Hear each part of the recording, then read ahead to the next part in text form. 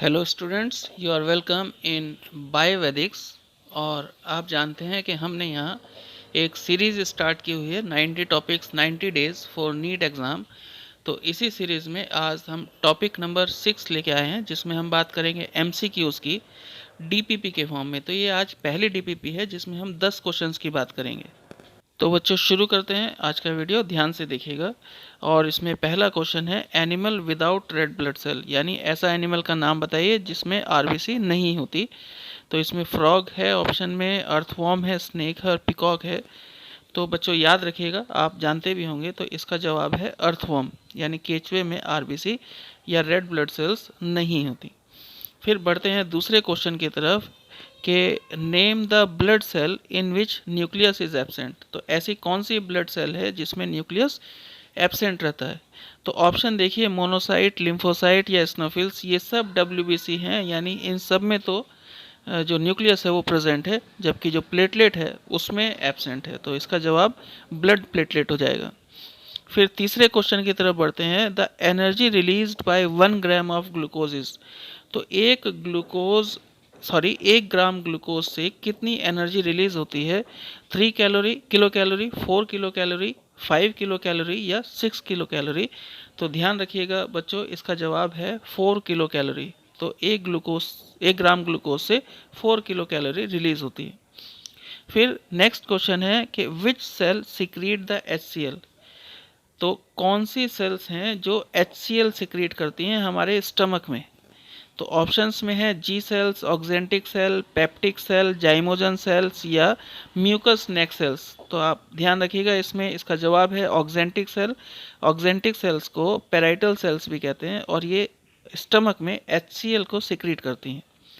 फिर question number 5 है बच्चों के smallest bone of the human body. ये अपने आप में एक बहुत कॉमन क्वेश्चन है, हालांकि ऑप्शन के ऊपर भी डिपेंड करता है, लेकिन इसमें कार्पल्स आ गया, मेटाकार्पल्स, अल्ना, फिर पटेला और फिर स्टेपीज।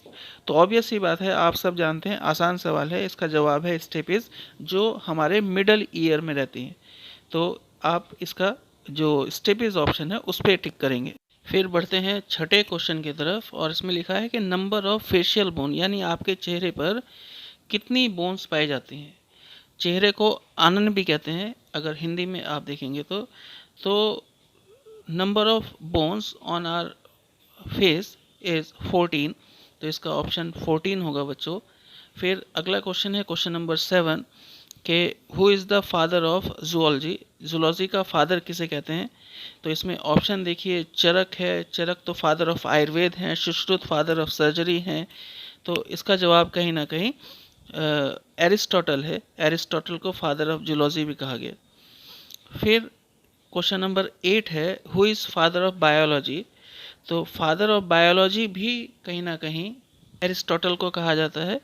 इसमें मेंडल आप जानते हैं फादर ऑफ जेनेटिक्स हैं, चरक मैंने बताया फादर ऑफ आयुर्वेद है, सुश्रुत फादर ऑफ सर्जरी है। तो इसका जवाब एरिस्टोटल है, याद रखिएगा। फिर अगला क्वेश्चन है क्वेश्चन नंबर 9 के how many lobes in right lung, यानी जो आपका दायां फेफड़ा है उसमें कितने लोब प्रेजेंट हैं।